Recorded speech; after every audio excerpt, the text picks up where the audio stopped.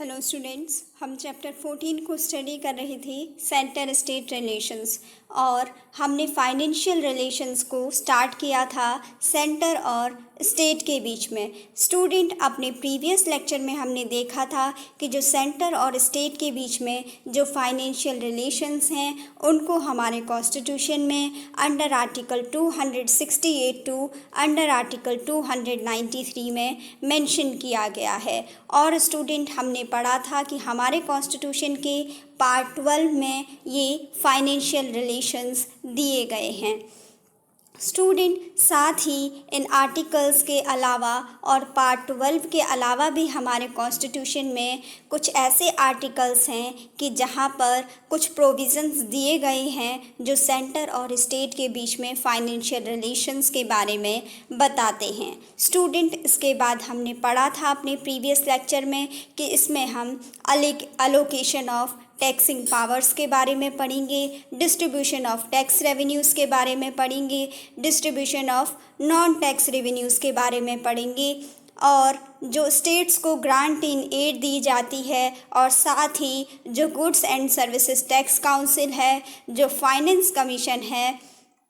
और protection of states interest, इसको पढ़ेंगे। साथ ही सेंटर और स्टेट के द्वारा जो बोरोइंग्स की जाती है इसके बारे में भी पढ़ेंगे। स्टूडेंट, जो इंटर गवर्नमेंटल जो टैक्स इम्यूनिटीज़ प्रोवाइड कराई जाती हैं, साथ ही जब नेशनल इमरजेंसी का प्रोक्लेमेशन कंट्री में किया जाता है तो उस टाइम पर सेंटर और स्टेट के रिलेशन में किस तरीके से चेंजेस आते हैं और जो फाइनेंशियल रिलेशन है, जो टैक्स वगैरह का जो डिस्ट्रीब्यूशन की पावर है वो किस तरीके से चेंज होती है, ये सब हम इस लेक्चर में देखेंगे।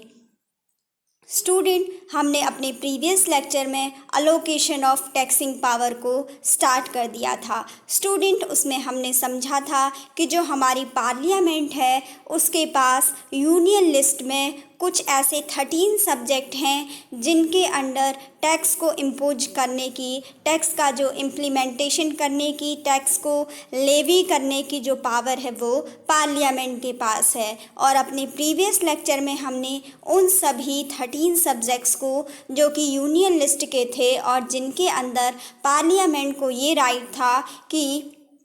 इन सब्जेक्ट्स के अंदर, इन एंट्रीज़ के अंडर जो पार्लियामेंट है वो टैक्स का इम्पोजिशन कर सकती है, उनको हमने पढ़ा था। स्टूडेंट, इसमें हमने यूनियन लिस्ट की एंट्री नंबर 82, 83, 84 और 85, एंट्री नंबर 86, इन सब एंट्रीज़ के बारे में पढ़ा था। और साथ ही इसके बाद अपने प्रीवियस लेक्चर में हमने पढ़ा था कि जो स्टेट लेजिस्लेचर हैं उनके पास स्टेट लिस्ट के 18 सब्जेक्ट्स में टैक्स को इम्पोज करने की एक्सक्लूसिव पावर होती है। और स्टूडेंट,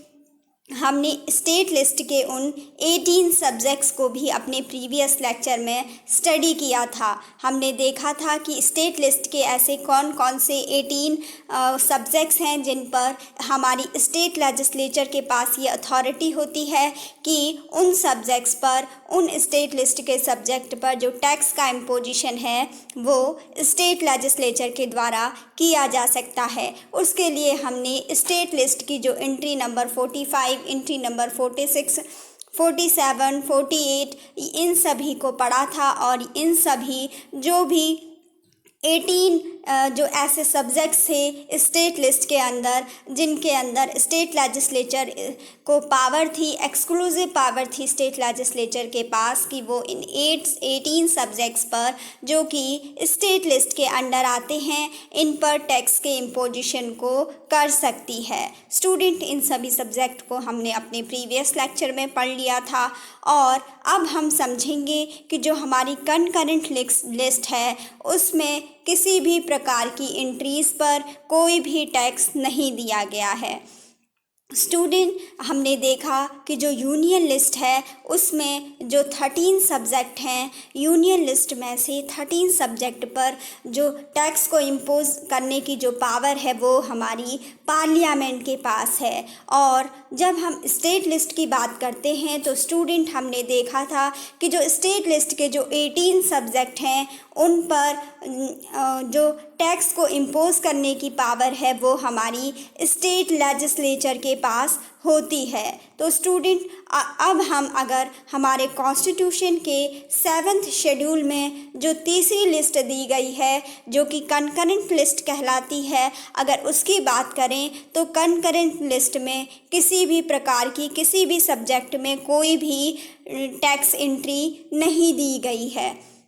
स्टूडेंट जो कंकरेंट लिस्ट है, जैसा कि हम जानते हैं कि जो कंकरेंट लिस्ट है उस पर जो भी लॉ बनाने की, जो लेजिस्लेचर करने की जो पावर होती है वो हमारी स्टेट लेजिस्लेचर के पास भी होती है और साथ ही जो हमारी पार्लियामेंट है उसके पास भी लेजिस्लेशन की पावर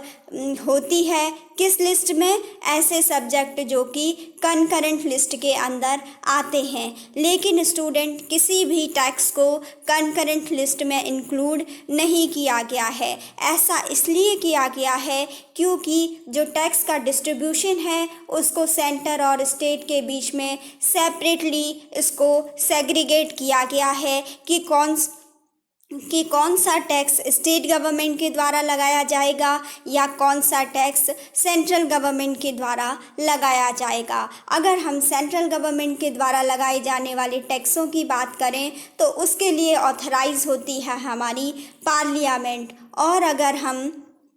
स्टेट के द्वारा लगाए जाने वाले टैक्सों की बात करें तो उन टैक्सेस के लिए हमारी जो स्टेट लेजिस्लेचर है वो इस चीज़ के लिए ऑथराइज होती है। लेकिन स्टूडेंट जो ये कंकरेंट लिस्ट है इसमें किसी भी सब्जेक्ट पर टैक्स की कोई भी टैक्स एंट्री को नहीं रखा गया है। ऐसा इसलिए किया गया है ताकि जो सेंटर है और जो स्टेट है इनके बीच में टैक्स का जो डिस्ट्रीब्यूशन है, टैक्स को जो इम्पोज करने की जो अथॉरिटी है उस पर किसी भी प्रकार का कोई भी डिस्प्यूट क्रिएट ना हो और स्टेट गवर्नमेंट अपने टैक्सेस को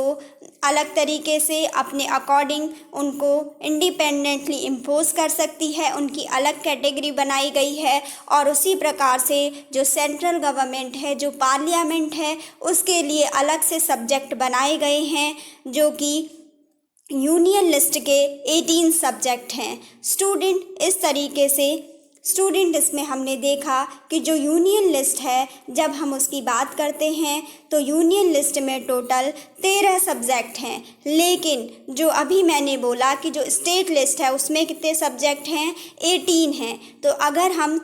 पार्लियामेंट को पास अथॉरिटी देंगे तो पार्लियामेंट के पास अथॉरिटी है यूनियन लिस्ट के उन 13 सब्जेक्ट्स में जुरिस्डिक्शन करने की, उन पर टैक्स को इम्पोज करने की। और अगर हम स्टेट लेजिस्लेचर की बात करते हैं तो उसको राइट दिया गया है स्टेट लिस्ट के अंडर जो 18 सब्जेक्ट्स हैं उन पर टैक्स को इम्पोज करने की।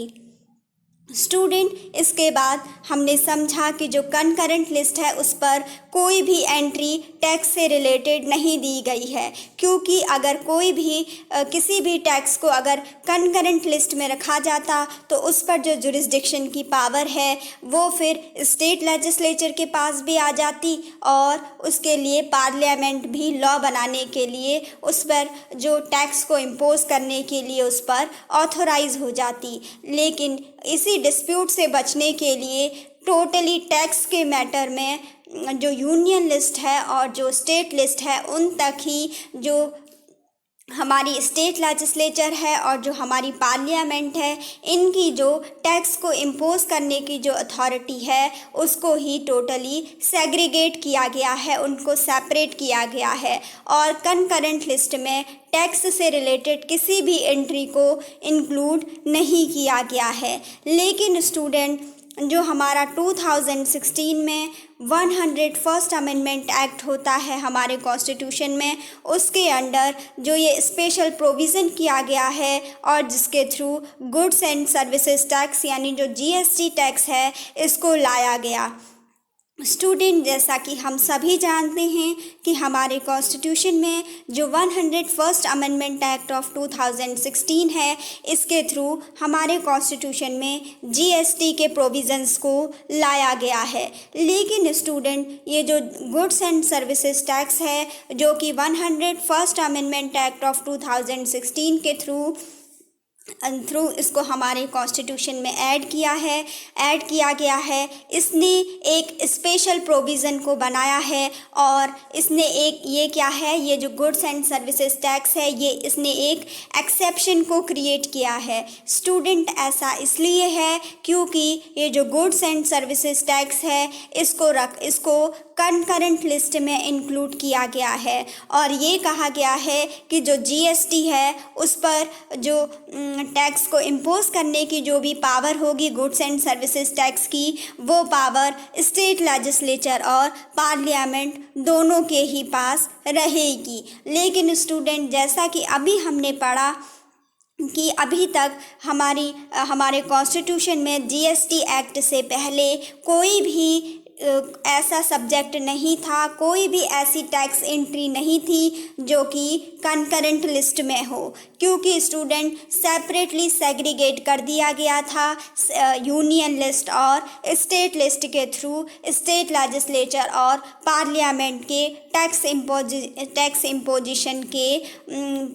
इम्पोजिशन की जो भी उनकी अथॉरिटी थी उसको टोटली सेपरेट किया गया था और उसको सेग्रीगेट किया था। लेकिन स्टूडेंट, जो ये 101st अमेंडमेंट एक्ट ऑफ 2016 के थ्रू जब हमारे कॉन्स्टिट्यूशन में जीएसटी एक्ट को जोड़ा गया तो स्टूडेंट इसने एक एक्सेप्शन को क्रिएट कर दिया, क्योंकि जो गुड्स एंड सर्विसेज टैक्स है इसको कंकरेंट लिस्ट में रखा गया है। स्टूडेंट, जब जीएसटी एक ऐसा टैक्स है कि इसको कंकरेंट लिस्ट में रखा गया है तो इसका मीन्स ये है कि जो कंकरेंट लिस्ट है उसके अंडर अगर किसी भी चीज़ को रखा जाता है तो उससे रिलेटेड लॉ को बनाने का या लेजिस्लेचर को क्रिएट करने की जो पावर होती है वो हमारी स्टेट लेजिस्लेचर के पास भी होती है और साथ ही जो हमारी पार्लियामेंट है उसके पास भी होती है। तो स्टूडेंट, जो ये 101st अमेंडमेंट एक्ट ऑफ 2016 है जिसके थ्रू जीएसटी को हमारे कॉन्स्टिट्यूशन में ऐड किया गया, इसमें ये कॉन्सेप्ट लाया गया कि इसको कंकरेंट लिस्ट में रखा जाएगा और जीएसटी से रिलेटेड कोई भी टैक्स को लगाने की जो पावर है, टैक्स को लेवी करने की जो पावर है, जीएसटी टैक्स को इम्पोज करने की जो पावर है वो हमारी पार्लियामेंट और स्टेट लेजिस्लेचर दोनों के ही पास रहेगी। जबकि इससे पहले कोई भी सब्जेक्ट या कोई भी टैक्स एंट्री कंकरेंट लिस्ट में इंक्लूड नहीं की गई थी। स्टूडेंट, साथ ही अगर हम रेज़िडरी पावर ऑफ टैक्सेशन की बात करें तो स्टूडेंट, जो रेज़िडरी पावर ऑफ टैक्सेशन है इसका मीन्स ये है कि ऐसे टैक्सेस जिनको कि ना तो हमारी यूनियन लिस्ट में उनको इंक्लूड किया गया है, ना ही उनको स्टेट लिस्ट में इंक्लूड किया गया है और ना ही उनको कंकरेंट लिस्ट में इंक्लूड किया गया है। मीन्स स्टूडेंट, ऐसी टैक्स एंट्रीज जिनको ना तो यूनियन लिस्ट में इंक्लूड किया गया है, ना स्टेट लिस्ट में इंक्लूड किया गया है और ना ही इनको कंकरेंट लिस्ट में इंक्लूड किया गया है। तो ऐसे जो टैक्सेशन होते हैं, ऐसी जो एंट्रीज होती हैं वो कहलाती हैं रेज़िडरी। और स्टूडेंट, ऐसी एंट्रीज के टैक्स को इम्पोज करने की जो पावर है वो कहलाती है रेज़िडरी पावर। तो स्टूडेंट, ऐसे टैक्सेस जिनको कि हमारी इन तीनों लिस्टों में से कहीं पर भी नहीं मेंशन किया गया है और उनसे रिलेटेड अगर टैक्स का इम्पोजिशन किया जाना है तो उसकी पावर हमारी पार्लियामेंट के पास रहती है। स्टूडेंट, इस बात को ध्यान से रखिएगा, ध्यान से इसको समझिएगा कि अगर कोई भी ऐसा टैक्स है, कोई भी ऐसी एंट्री है जिसको हमारे कॉन्स्टिट्यूशन के 7th शेड्यूल के अंडर जो 3 लिस्ट हैं, जिसमें कि पहली लिस्ट कहलाती है यूनियन लिस्ट, दूसरी लिस्ट कहलाती है स्टेट लिस्ट और तीसरी लिस्ट कहलाती है कंकरेंट लिस्ट। स्टूडेंट, अगर कोई भी ऐसा सब्जेक्ट है या टैक्स की कोई भी ऐसी एंट्री है जो कि इन तीनों लिस्ट में जिसको मेंशन नहीं किया गया है, इन तीनों लिस्ट से बाहर है, तो उस टैक्स की एंट्री पर जो टैक्स को इम्पोज करने की जो अथॉरिटी होगी वो या उस सब्जेक्ट से रिलेटेड जो टैक्स को इम्पोज करने का राइट होगा वो हमारी पार्लियामेंट के पास रहेगा। स्टूडेंट, अगर हम ऐसे ही जब रेज़िडुअरी पावर ऑफ टैक्सेशन की बात करते हैं तो उसमें एग्जाम्पल दिया जाता है गिफ्ट टैक्स का, वेल्थ टैक्स का और एक्सपेंडिचर टैक्स। स्टूडेंट, जो पार्लियामेंट है, पार्लियामेंट के पास अथॉरिटी है कि वो गिफ्ट टैक्स को अपने अकॉर्डिंग इसकी जो भी रेट्स हैं उनको कंट्रोल कर सकती है, उनको मैनेज कर सकती है। स्टूडेंट, जो गिफ्ट टैक्स है, जो वेल्थ टैक्स है और जो एक्सपेंडिचर टैक्स है, इन पर अगर कोई भी प्रोविज़न किया जाना है तो वो हमारी पार्लियामेंट के द्वारा किया जाता है। तो ये जो गिफ्ट टैक्स है, ये जो वेल्थ टैक्स है और जो एक्सपेंडिचर टैक्स है, इसको ओरिजिनली हमारी कॉन्स्टिट्यूशन में इन जो यूनियन लिस्ट है, जो स्टेट लिस्ट है और जो कंकरेंट लिस्ट है, इन तीनों लिस्ट में से किसी में भी इनको इंक्लूड नहीं किया गया था, इसीलिए ये कहलाते हैं रेज़िडुअरी सब्जेक्ट्स। तो स्टूडेंट, इन सब्जेक्ट्स पर, इन टैक्सेशन पर, जो ये रेज़िडुअरी टैक्सेशन के सब्जेक्ट हैं, इन पर जो टैक्स को इम्पोज करने की जो पावर है वो हमारी पार्लियामेंट के पास होती है। तो स्टूडेंट, इसके बाद अगर हम देखें कि जो हमारा कॉन्स्टिट्यूशन है उसमें अगर किसी टैक्स से रिलेटेड अगर हम बात करते हैं सेंटर और स्टेट के बीच में, या फिर किसी भी टैक्स के बारे में अगर हम बात करें तो उस टाइम पे हम तीन मेन चीज़ों का ध्यान रखते हैं। हमारे कॉन्स्टिट्यूशन में भी इस चीज़ को बताया गया है कि किसी भी टैक्स को स्टडी करते टाइम हम पहले ये ध्यान रखेंगे कि अगर कोई भी टैक्स है तो उसमें पहली चीज़ ये ध्यान रखा जाएगा कि उस टैक्स को इम्पोज करने वाली अथॉरिटी कौन सी है, उस टैक्स को किसके द्वारा इम्पोज किया जा रहा है, किसके द्वारा उसको लेवी किया जा रहा है। स्टूडेंट, दूसरी अथॉरिटी आती है कि किस अथॉरिटी के द्वारा या किस बॉडी के द्वारा उसको उस टैक्स को कलेक्ट किया जा रहा है। स्टूडेंट, इसमें एक और कंपोनेंट आता है कि किस टैक्स के, सबसे पहले हमने देखा कि किसके द्वारा इस टैक्स का इम्पोजिशन किया जा रहा है। अगर कोई भी टैक्स है तो उसके लिए हमको पहले तीन चीज़ें उसकी समझनी होंगी। सबसे पहले कि उस टैक्स को किसके द्वारा इम्पोज किया जा रहा है, किसके द्वारा लेवी किया जा रहा है। स्टूडेंट, इसके बाद हम समझेंगे कि उस टैक्स की जो कलेक्ट करने की जो पावर है वो किसके पास है, और स्टूडेंट, उसकी जो अथॉरिटी है वो किसको दी गई है। स्टूडेंट, अगर हम इसमें एग्ज़ाम्पल लें, अगर हम इसमें इनकम टैक्स का एग्ज़ाम्पल लेते हैं, जो तो इनकम टैक्स है उसको हमारी सेंट्रल गवर्नमेंट के द्वारा उसको लिया जाता है, और स्टूडेंट